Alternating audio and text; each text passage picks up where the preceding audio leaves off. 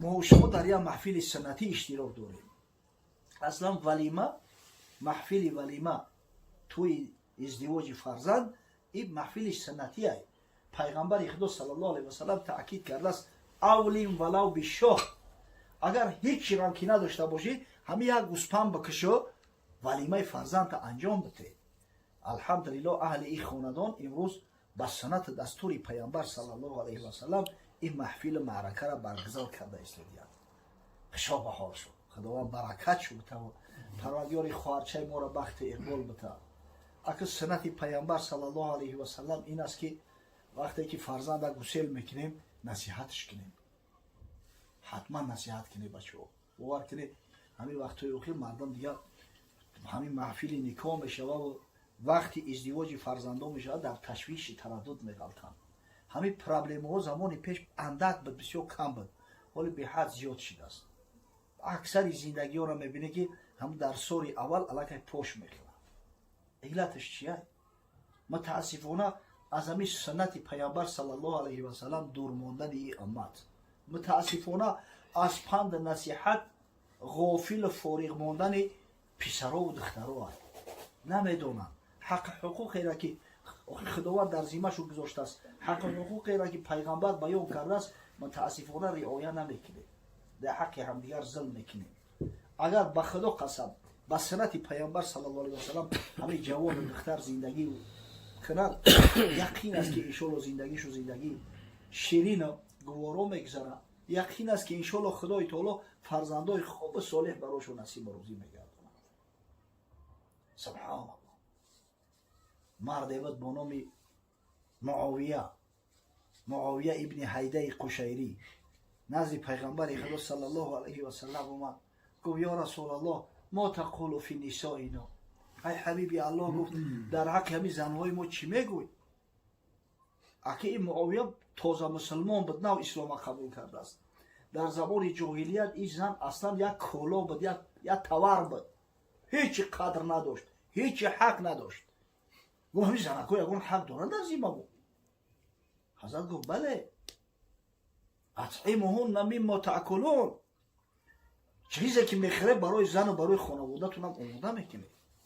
و اکسوهن مما تکتسون، خودت میخوای لباسی تازه و آزاده داشته باشی، برای خانواده‌ت هم لباسی تازه و آزاده و سنتی باید که آماده کنی. ولا تضربهن، زنها را لتکوب نکنی. ولا تقبحهن، زنها را دشنام و حقارت نتین. فإن خفتم نشوزهن فاهجروهن فی المضاجع، اگر مبادای خوف بوده که همین زنها گپگردانی میکنه گوش نمیکنه، برای شما رخصت میتونه که یک چند روز همین هم با شاری ها میگن که زیادی بد نشوه، 3 روز زیاد نشوه، جوگه خودتونه جوگه خوشه ترک کنی، میتونه که دورتر بستی. سبحان الله. اینا ببینه حضرت نگفت است که بزنشو، نگفت است دشت و حقارت کنی، برعکس من کرده است امت را. و مردینه یکی زنک حقارت نکرد، زنک جرأت میکنه که حقارتش کنه. یک کس میگه که دوملا همین زنک میگه که دهنت فلان، تو چیش میگوی؟ یوتری میگه اکو پروستاتک نمیخیزه بگه که در دهنت فلان. البته میگوی که پدرت فلان کرده، خیلی دختری بناموس باشه مجبوره یخی بگه که در دهنت فلان. چی بگه دیگه بیچاره؟ ای دعوتی کردن در کار نیست توی درجه را. با خدا در محفل شدگی من تری سواسید گفتم همین خیلی مردکم، تو مردکی او را زنک های. با خدا قسم زنوی هستن که قدر منزله شو ای 1000 طوری مردک در پیش پروردگار بالاتر هستن. پیش خدای تعالی قیمت داره و قدر داره. حضرت شیخ اتون میگه در حق همین بی بی ربیعه ادویه، او نه یک زن بود بل 100 مرد بود، از قدم تا فرق عینی درد بود. او را میگه با چشم کم میگه نکنه بی بی ربیعه زنک بود، او 800 مرده که با غیرت بهیمت با ناموس بود. خیلی زنک بنده الله های. در میان زنک ها اینقدر اولیاء الله زیاد هستند، زنایی هستند که به خدا قسم غیرت و همت شو ای مردک در خیلی بالاتر های. ترا کی حق داده است که دشنام حقارتش کنی؟ او را که بنده خدا بده است. سبحان الله. حضرت شیخ سعدی میگه زنان رو به عذر معین که هست زی طاعت بدارن گهگاه دست. زنکا یا عذرک دارن، عذر طبیعی. وقتی که حالت حیض شو میشوه یا وقتی که فرزند تولد میکنن در نفاس قرار میگیرن، یک چند وقت از طاعت عبادت دورتر میشینن، نماز نمیخونن. اگر ماه شریف رمضان باشه روزه را میخورن، البته بعدتر بعد روزه را قضاشا میدورن، اینه که نماز به همی ساقط میشوه. تو به عذر یک سنشینی چه زن روی کم زیزن لافی مردی مزن. اما تو خانه آباد عذر نداری، به عذر رنگی زنکو باری یک سمشینی، تو چه دعوای مردکی داری؟ تو لافی مردی نزن. زنانی که طاعت برغبت برن زی مردان اینو پرسو برترن. همین زنکایی که طاعت خدای تعالی را برغبت انجام میتن درجه و منزلت چو 1000 مرتبه این مردای بی غیرت، بی همت، بی تقوا را بالاتر و بالاتر. اگر خدا و رسول تصور کنه که مرد اشنا معقورت نکنه، مرد لط کوب نکنه، مرد حقی زنک بشناسه، گشنه و تشنش نمونه، لچ برهنش نمونه، با جای خود تأمینش کنه، کدام زنک از زندگیش بیزار میشوه و مینت شنه و ینگه و کیلن خاک بلا میشوه خونه پدرش میروه نمیروه. یک کمبودی دیگر همی است که امروز دیگه متاسفانه مادرها بیبی ها همون فونکسیایی را که این نظر شریعت باید اجرا کنن نمیکنن، دخترها را نصیحت نمیکنن. آخر ریش سفیدو همش میدونن چه خیلی زندگی بدم دوره سویتی دارم، چی نصیحت ها بود. بچم سرک در خم بگی پگت خودت خشتومن میشه. امروز تو خشتومن تا احترام که پگه ای کیلنت احترام میبینی، ای فرزندت احترام میبینی. سری خم شمشیر نمیبره. این گپا کجا شده است دان خدا؟ نیست همین تعلیمات. بچم شوهر وقتی دختر که شوهر کرد، حقی شوهر از حقی پدر و مادرش بالا میشوه. تا زمانی که شوهری مسلمان اعتراض ریزو نشوه، خدا اعتراضی نمیشوه. تو دان خدا همین نصیحت ها کجا شده است؟ اگر باشه باور کنه اینقدر خانه ویرانی و اینقدر بی سر و سامانی نمیشوه دیگه در جامعه. افسوس که به دست خود میکنیم همین کارو را. انمی زندگی کردن طبق سنت پیغمبر صلی الله علیه و سلم یکی از عنصراش همیه و عمل فی سنه. کسی که به سنت عمل میکنه، خوب در زندگیش در معاشرت مناسبت با زوجش باشه و با حق همسایه باشه، خوب به مردم دیگر باشه، انشالله وعده پیغمبر محبوب صلی الله علیه و سلم این شخص جنتیه. و نهایت سوم درجه را حضرت بیان کرده است و امین الناس بوایق، یعنی کسی که ظالم نیست، کسی که مردم از ظلم و جوری اون ناله نمیکنن، از دستش فیغا نمیکشن. الله اکبر. افسوس صد افسوس که دیگه او زمانه گذشت که همسایه نزدیک خیش تباری دور بهتره میگفتن. دیگه همسایه با همسایه سگ پشک. با دورهای پیش اونم دورهای شوروی در هم قانون سخت بود، بسیاری همی رزبارو را خچو حل میکردن، حوزی اندک کرده در سود پروکراتورا مراجعت بکنن، کشکش سودی و پروکراتورا. آخی با همسایه بعدا با ممکن که با آشتی کنی، نه که دیگه او معامله و او محبت پیشینه را برقرار کردن نمیشوه. چون رشته گس است میتوان بست، لیکن به میان گره بماند. رشته کندگی را ای سر بو میگیری حفظ میکنی، نه که هم هر وقتی که دست آوردی هم گریهک دتای چلیکت میویا. ابی خونه آباد یا وقت دل ما آزار داده بود، دل ما آزار داده بود، همون خیلی اوکی. و خدا قسم همین روز یک از زنگ زد، یک آدم خوب گفت هم دو درچه بیاده سخنی قبیح هم گفت، سخنای بیزیب هم گفت، من در حقش خدمت کردم گفت، هم دو در هم گفت سخنای قبیح گفت. خیلی که امروز شاید پشیمون هم شیده باشه دیگه، میویا خونه میویا، مقصد که قطعش سلام علیک هستیم معامله دارم، نه که همین دیلم سیاهی همون آدم قطعی نمیخواهم در یه جا بشینم، میل محبت ندارم به همون آدم. ایرابی همون چیزا میمونه آخی، زخمی شمشیر میروه، زخمی زمان میمونه. ولی سعی کردن در کار که مردم آزار نباشن. مرد مردی هسته که حق همسایه ها از او ایمین باشن المسلم من سلم المسلمون من لسانه و یده. مسلمان حقیقی شخصی را میگن که دیگر مسلمان ها از دست زبانی او آزار نبینند.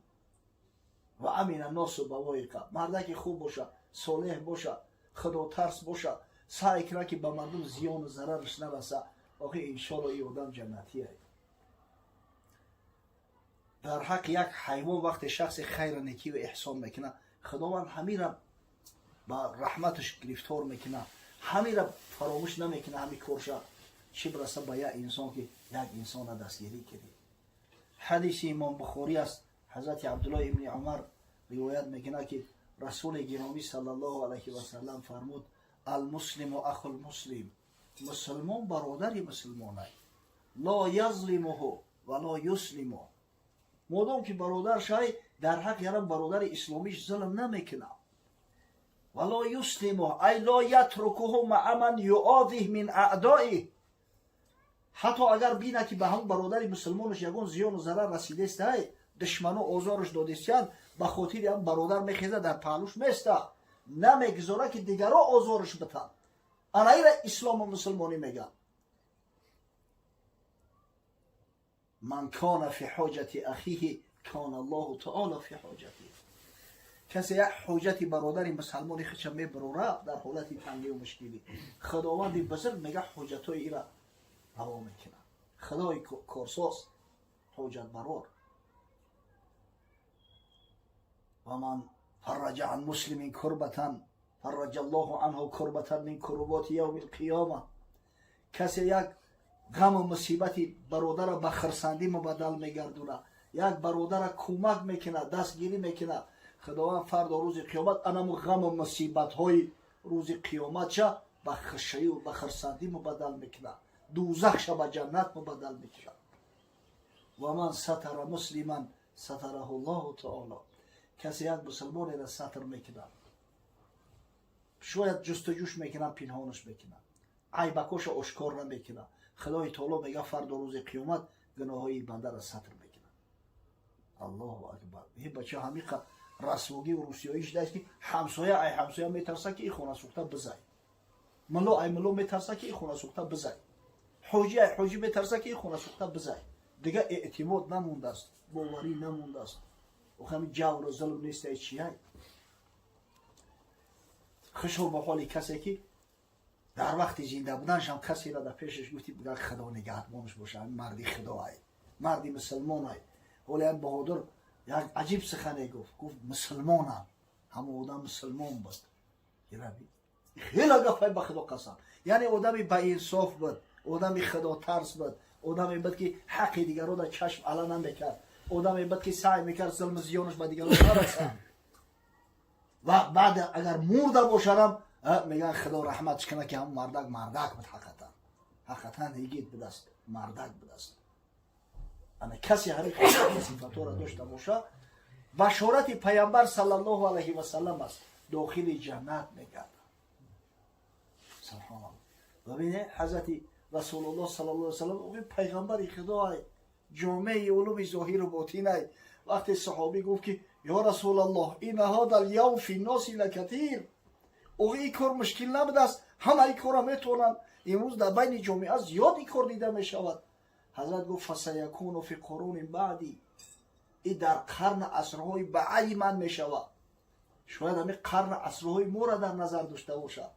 اما که بیاییم سعی کنیم که طرز ما زندگی و رفتار داشته باشیم که رسول خدا صلی الله علیه و سلم از ما خوشنود بگردد، طرز زندگی و رفتار داشته باشیم که انشاءالله طبق بشارت پیامبر صلی الله علیه و سلم فردا روز قیامت خداوند متعال با وجود آنکه کمبودی و نقصان زیاد داریم داخل جنت ما بگرداند. پروردگار محفل خیر مبارک بگردان. واقعا امروز یک محفل سنتی برگزار شده ایستاده است. پروردگار فرزند این خاندان بخت اقبال بده، بینش بین شوهرش، بین شوهر شوندش الفت و مودت محبت اسلامی را برقرار بساز. خداوند از دامانش فرزندای خوب صالح عالم قاری و محب به دنیا بیار. پروردگار بلا و آفات و ویروسا را از ملک نازنین ما دور گردان. خداوند در این مساجد برامون باز کن تا با جماعات در خانه های بزرگ نماز ادا کنیم، تا برکت در ملک سرزمین ما زیاد شود. خداوند شرکت کنندگان این محفل خیر از جمیع بلا و گزند و حفظ کن. به همه خیر روزای سعادت و خوشبختی، روزی توی ازدواج فرزنده و نبی و خوش برسان.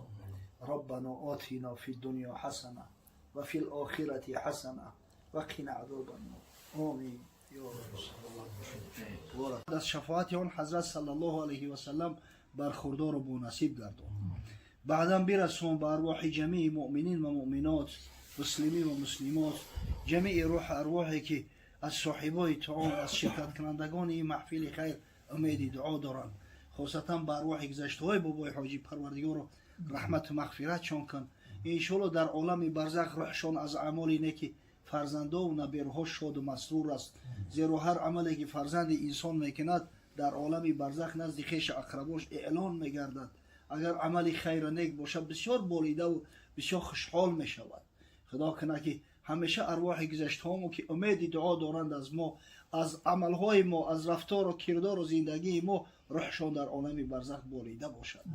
پروردگار و فیض برکات و خیرات و حسنات خویش را در این محفل، در این منزل، در این محله و دیار، در خاندان برادرای دست به دعا برداشتن نازل فرما. پروردگار و خواهرچه ما را بخت اقبال بده. خداوند برکت در زندگیش عنایت فرما. فرزندای خوب صالح و عالم قاری و محب از دامانش به دنیا بیار. پروردگار رو امید به رحمت شفقتی تو داریم. توی های نکاحی را که الحمدلله مثل محفل امروزه ما به سنت دستور حبیب محمد صلی الله علیه و سلم برگزار میگردند، سبب ریشه‌کن شدن فسق و فساد و حرام و زنا در جامعه قرار ده. ربنا آتینا فی الدنیا حسنه و فی الاخرة حسنه و قنا عذاب النار. آمین یا رب العالمین.